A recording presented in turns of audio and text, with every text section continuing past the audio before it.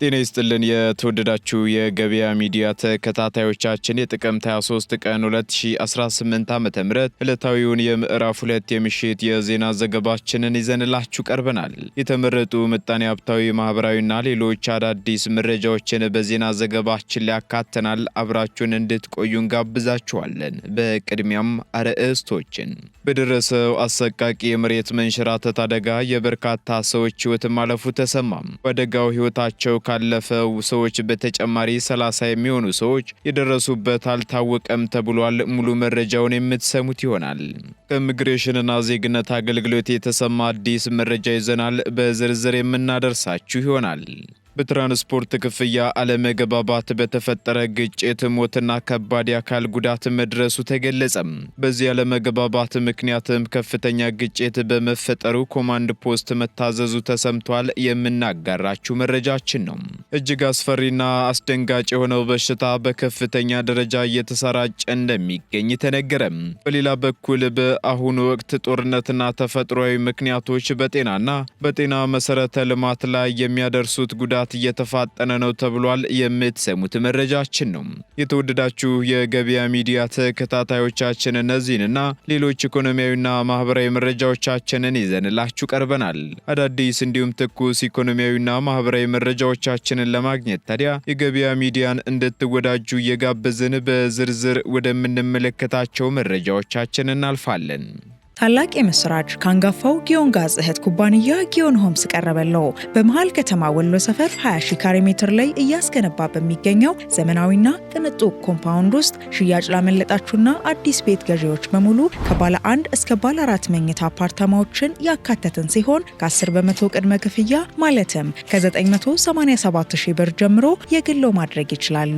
ኮምፓውንዳችን የመሮጫ ትራክ፣ የመዋኛ ገንዳ፣ የልጆች መጫወቻ ስፍራ፣ ጂምና ስፓ፣ ሌሎች መሰረታዊ የሚባሉ የከርሰ ምድር ውሃ፣ ስታንድ ባይ ጄኔሬተር፣ በቂ መኪና ማቆሚያና ሌሎችንም አካቷል። ታዲያ ቀድሞ ለሚመጡ ደንበኞች 10 ቤቶች ብቻ በዚህ ዋጋ ይስተናገዳሉ። ለበለጠ መረጃ ወይም ሳይት ለመጎብኘት በ0911 00 55 45 አሊያም በ0909 34 08 00 ላይ ይደውሉልን። ጊዮን ሆምስ። የአይሻ 2 የንፋስ ኃይል ማመንጫ ጣቢያ ከ34 ጊጋዋት ሰዓት በላይ ኃይል ማምረቱ ተነገረም። በኢትዮጵያ ኤሌክትሪክ ኃይል ስር የሚገኘው የአይሻ 2 የንፋስ ኃይል ማምረቻ ጣቢያ በ2018 የመጀመሪያው ሩብ ዓመት 34.67 ጊጋዋት ሰዓት ኃይል በማምረት የእቅዱን 87.2 በመቶ ማሳካቱን አስታውቋል። ይህ አፈጻጸም ደግሞ ዝቅ ያለበት ምክንያት በዋናነት በተወሰኑ ተርባይኖች ኮንዳክተር ላይ ባጋጠመ ቴክኒክ ችግርና ዓመታዊ ጥገና ምክንያት ተርባይኖች በመቆማቸው መሆኑን የጥገና ክፍል ኃላፊ የሆኑት አቶ ዮሐንስ አስማረ ተናግረዋል። ጣቢያው በሩብ ዓመቱ ከኢትዮጵያ ወደ ጅቡቲ በተዘረጋው መስመር አማካኝነት ኃይል ለመስጠት የሚያስችለውን የተሳካ የሙከራ ስራ አካሂዷልም ተብሏል። በተጨማሪም በጣቢያው አካባቢ ባለው ከፍተኛ ንፋስና አቧራ ምክንያት ለሚፈለገው ተከታታይ የጽዳትና የጥገና ስራ የሰው ኃይል እጥረት መኖሩን ኃላፊው ጠቁመዋል። ከአዳማ 1ና 2 እንዲሁም ከአሻጎዳ በመቀጠል በአራተኝነት የተገነባው የአይሻ 2 የንፋስ ኃይል ማመንጫ ፕሮጀክት ግንባታው ሙሉ በሙሉ ሲጠናቀቅ በዓመት 436 ጊጋዋት ሰዓት የማምረት አቅም ይኖረዋልም ተብሏል።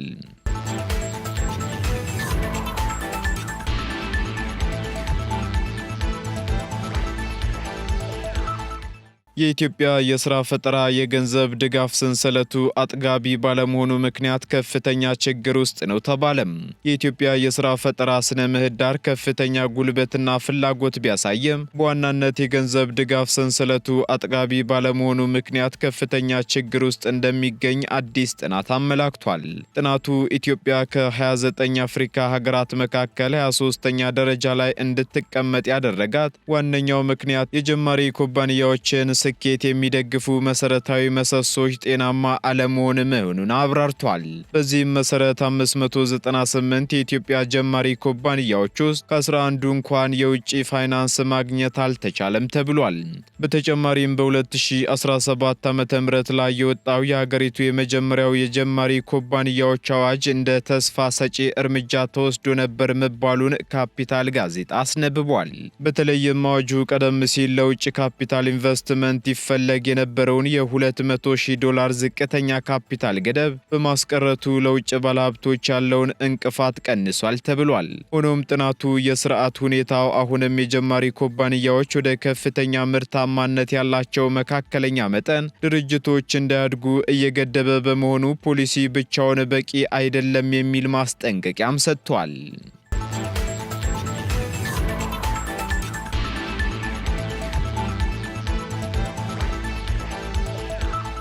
የኢሚግሬሽንና ዜግነት አገልግሎት ዘመናዊ አገልግሎቱን በፍጥነት ተደራሽ እያደረገ መሆኑን አስታወቀም። ጠቅላይ ሚኒስትር ዶክተር አብይ አህመድ በሕዝብ ተወካዮች ምክር ቤት 5ኛ ዓመት የሥራ ዘመን 2ኛ መደበኛ ስብሰባ ከምክር ቤት አባላት ለቀረቡላቸው ጥያቄዎች በሰጡት ምላሽና ማብራሪያ የኢሚግሬሽንና ዜግነት አገልግሎትን ለማሻሻል በተካሄደ ሪፎርም በአጭር ጊዜ ውስጥ ተጨባጭ ለውጥ መጥቷል ማለታቸው ይታወሳል። በዚህም በአሁኑ ወቅት አገልግሎቱ በአንድ ዓመት ብቻ 4 ሚሊዮን ፓስፖርት እንደሚያቀርብ አመላክተው በዘርፉ የተካሄደው ስር ነቀል የለውጥ ሥራ ውጤታማ መሆኑን በተግባር የሚያሳይ ነው ብለዋል። ከ3 ዓመት በፊት የፓስፖርት አገልግሎት የማቅረብ አቅም ከ300,000 ያልበለጠ እንደነበረም ጠቅላይ ሚኒስትሩ ተናግረዋል። በመሆኑም የኢሚግሬሽንና ዜግነት አገልግሎት ተገልጋዮች በበኩላቸው ተቋሙ ረጅም ጊዜ ይወስድ የነበረውን አገልግሎት በማዘመን አድካሚ አሰራርን አስቀርቷል ብለዋል። ተቋሙ ከጥር 2017 ዓ.ም ጀምሮ ተግባራዊ ያደረገው የኢፓስፖርት አገልግሎት ቀደም ብሎ ይነሱ የነበሩ ችግሮችን ያስቀረ ነው ሲሉ የተናገሩት ደግሞ በኢሚግሬሽንና ዜግነት አገልግሎት የፓስፖርት አገልግሎት ምክትል ዳይሬክተር ሰሚራ ከሊፋ ናቸው። በአሁኑ ወቅትም በቀን 8,000 ያህል ለሚሆኑ ዜጎች የኦንላይን የፓስፖርት ምዝገባ እንደሚያደርግ ገልጸው ይህም የመልካም አስተዳደርና ብልሹ አሰራሮችን ለማስቀረት ያስቻለ መሆኑን ገልጸዋል። ተቋሙ በ2018 በጀት ዓመት ለ4 ሚሊዮን ዜጎች መደበኛና አስቸኳይ ፓስፖርት ለመስጠት አቅዶ እየሰራ ሲሆን ባለፉት 3 ወራትም ለ545,000 ደንበኞች ፓስፖርት መስጠቱን አስታውቀዋል።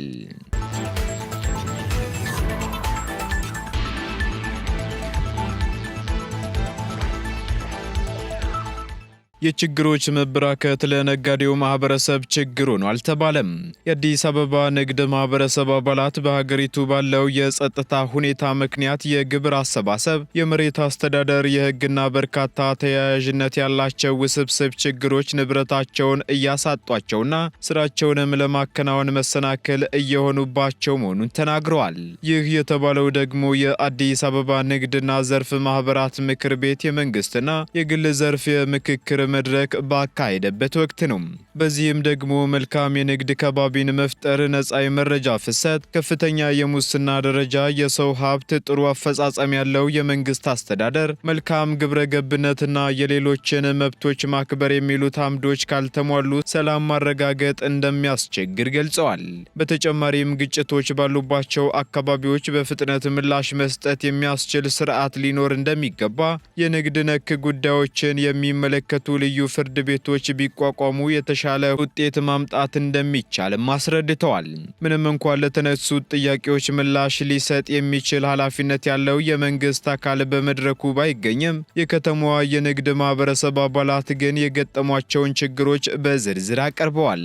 ከተነሱት ችግሮች መካከልም የጸጥታ፣ የግብር አሰባሰብ፣ የመሬት አስተዳደር፣ የንግዱን ማህበረሰብ የሚያዳምጠው አለመኖሩ፣ ሌሎች የህግና ተያያዥ ጥያቄዎች እንዲሁም ቅሬታዎች ተጠቃሽ ናቸው ሲል ሪፖርተር ጋዜጣ ዘግቧል። የንግድ ማህበረሰብ አባላቱ በሀገሪቱ ያሉ ችግሮች የሰላም እጦት ብቻ አለመሆናቸውንና መንግስት የሚያወጣቸው ህጎች የአተገባበር ክፍተት ያሉባቸው በመሆናቸው ህዝብን እንዲያገለግሉ ለተሾሙ አካላት ኪስ ማድለቢያነት እየዋሉ ነው በማለት ቅሬታቸውንም አሰምተዋል። የአዲስ አበባ ንግድና ዘርፍ ማህበራት ምክር ቤት ቦርድ አባል አቶ ዳምጤ ዳኛው በንግድና ኢንቨስትመንት ዘርፍ የሚሳተፉ ነጋዴዎች ለግጭት መንስኤ ከመሆንና በቀጥታም ሆነ በተዘዋዋሪ ግጭት እንዲባባስ አስተዋጽኦ ከማድረግ በተቃራኒው ግጭቶች እንዲቆሙና በመልሶ ግንባታ ስራዎች ሊኖራቸው የሚገባ ሚና ምን መሆን እንዳለበትና ወደፊት እንዴት ሊሰሩ ይገባል ሲሉም ጠይቀዋል። በተጨማሪም ውይይቱ በመንግስትና በግሉ ዘርፍ መካከል መሆኑ እንደተገለጸላቸው በማስታወስ ከመንግስት በኩል ኃላፊነት ያላቸው አካላት ለምን እንዳልተገኙም ጥያቄያቸውን አቀርበዋል።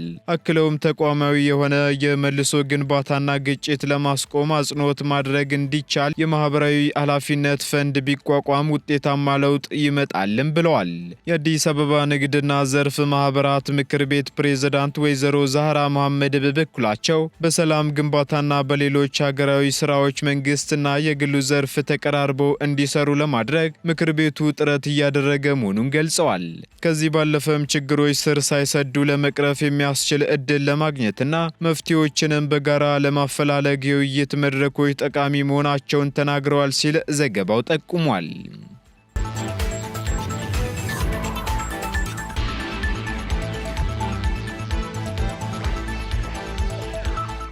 የዝንጀሮ ፈንጣጣ በከፍተኛ ደረጃ እየተሰራጨ እንደሚገኝ ተገለጸ።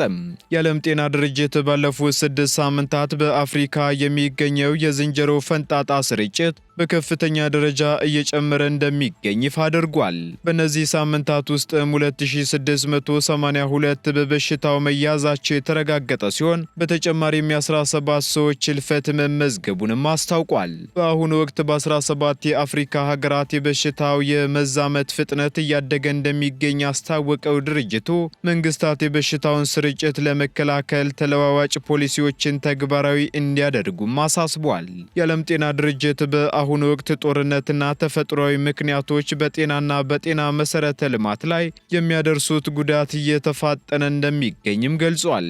በዚህም የተነሳ የዝንጀሮ ፈንጣጣን ጨምሮ ሌሎች ወረርሽኞች ሲከሰቱ ፈጣን ምላሽ የመስጠት አቋምም እየተገደበ እንደሚገኝ ተነግሯል ሲል ሮይተርስ አስነብቧል። በዚህም ከመስከረም 2025 ጀምሮ በ42 ሀገራት ከ3000 በላይ ሰዎች በበሽታው ሲያዙ 80 በመቶ የሚሆኑት ተጠቂዎች የሚገኙት ደግሞ በአፍሪካ ነው ተብሏል። በአሁኑ ወቅትም በዲሞክራቲክ ሪፐብሊክ ኮንጎ 1189፣ በላይቤሪያ 425፣ በኬንያ ደግሞ 285 እንዲሁም በጋና 215 በበሽታው መያዛቸው የተረጋገጡ ሰዎች እንደሚገኝ የዓለም ጤና ድርጅት ባወጣው ሪፖርት አመላክቷል።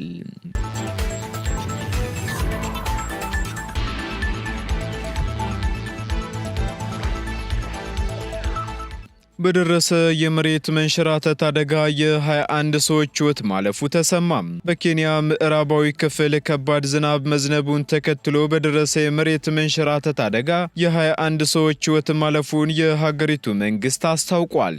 በተጨማሪም የኬንያ የሀገር ውስጥ ጉዳይ ሚኒስትር በኤክስ ገጻቸው ባሰፈሩት ጽሑፍ 30 ሰዎች ደግሞ በቤተሰቦቻቸው መጥፋታቸው ሪፖርት ከተደረጉ በኋላ እስካሁን እንዳልተገኙ ገልጸዋል። እንዲሁም በአደጋው ከባድ ጉዳት የደረሰባቸው 25 ሰዎችም ለሕክምና በአውሮፕላን እንዲነሱ መደረጉን ሚኒስተሩ ተናግረዋል። አርብ ምሽት በደረሰው አደጋ ሕይወታቸው ያለፉ ሰዎች አስከሬንም በአውሮፕላን ወደ ሌላ ቦታ እንዲዛወር እየተደረገ መሆኑ ተሰምቷል። በሌላ በኩል የሕይወት አድን ጥረቱን እየደገፈ ያለው የኬንያ ቀይ መስቀል በአደጋው ክፉኛ የተጎዱ አካባቢዎችን በመሬት መንሸራተትና በደራሽ ጎርፍ ምክንያት እስካሁን ድረስ በመንገድ ተደራሽ እንዳልሆኑ አስታውቋል። ኬንያ ሁለተኛው የዝናብ ወቅቷ ላይ የምትገኝ ስትሆን በጣም ዝናባማ ከሆነ ወቅት ጋር ሲነጻጸር በዚህ ወቅት አነስተኛ መጠን ያለው ዝናብ ለሳምንታት ብቻ ታስተናግዳለች መባሉን ቢቢሲ አማርኛ ዘግቧል። የሀገሪቱ መንግስትም በዝናባማ ወራት የሚሞሉ ወንዞች አቅራቢያና የመሬት መንሸራተት ባሉባቸው አካባቢዎች የሚኖሩ ዜጎችን ደህንነት ወዳለው አካባቢዎች እንዲዛወሩ ሲል ባለፈው አርብ አሳስቦ ነበር። ይህ በእንዲህ እንዳለ በኬንያ ድንበር አቅራቢያ በሚገኝ የኡጋንዳ አካባቢ ከረቡዕ ዕለት ጀምሮ በደረሰ ድንገተኛ ጎርፍና የመሬት መንቀጥቀጥ የበርካታ ሰዎች ሕይወት ማለፉ ተነግሯል።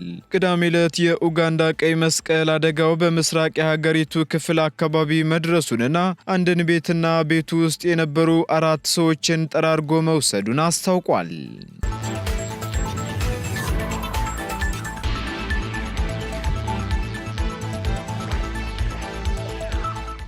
ቀጥለናል። ውድ ተከታታዮቻችን ወደ መጨረሻው ዝርዝር መረጃችን ስንሸጋገር በተፈጠረ የግለሰቦች አለመግባባት በሰዎች ላይ የሞትና የአካል ጉዳት መድረሱ ተገለጸ።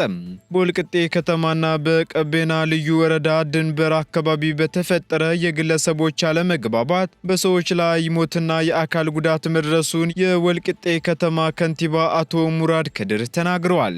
በትላንትናው ዕለት በባጃጅ ሹፌርና በተሳፋሪ መካከል የተፈጠረው አለመግባባት ተባብሶ በሰዎች ላይ ሞትና የአካል ጉዳት ማስከተሉ ተገልጿል። በዚህም ስለ ጉዳዩ ማብራሪያ የሰጡት የከተማው ከንቲባ አቶ ሙራድ ከድር ግጭቱ ቀቤና ልዩ ወረዳ አካባቢ ላይ እንደተፈጠረ ተናግረው በቀን ሰራተኛና አንድ የባጃጅ ሹፌር መካከል መከሰቱን ተናግረዋል።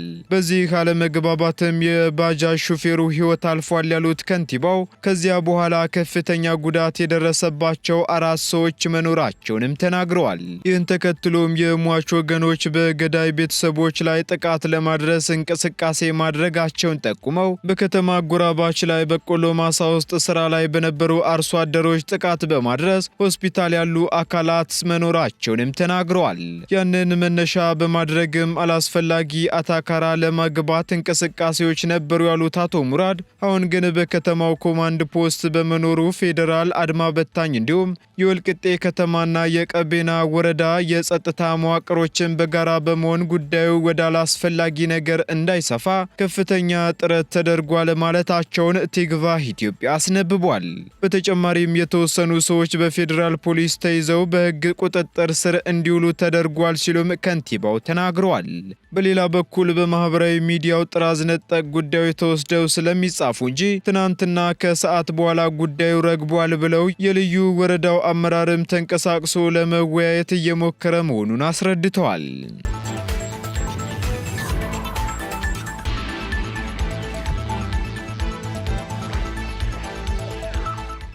የተወደዳችሁ የገበያ ሚዲያ ተከታታዮቻችን ለምዕራፍ 2 ያዝንላችሁ ኢኮኖሚያዊና ማህበራዊ መረጃዎቻችን እነዚህን ይመስሉ ነበር።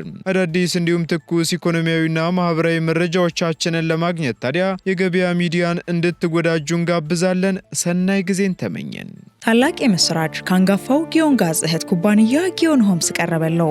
በመሃል ከተማ ወሎ ሰፈር 20 ሺህ ካሬ ሜትር ላይ እያስገነባ በሚገኘው ዘመናዊና ቅንጡ ኮምፓውንድ ውስጥ ሽያጭ ላመለጣችሁና አዲስ ቤት ገዢዎች በሙሉ ከባለ 1 እስከ ባለ 4 መኝታ አፓርታማዎችን ያካተትን ሲሆን ከ10 በመቶ ቅድመ ክፍያ ማለትም ከ987 ሺህ ብር ጀምሮ የግሎ ማድረግ ይችላሉ።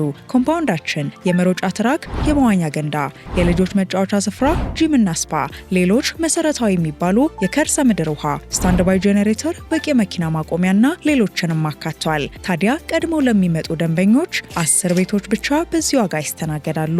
ለበለጠ መረጃ ወይም ሳይት ለመጎብኘት በ0911 00 55 45 አሊያም በ0909 34 08 00 ላይ ይደውሉልን። ጊዮን ሆምስ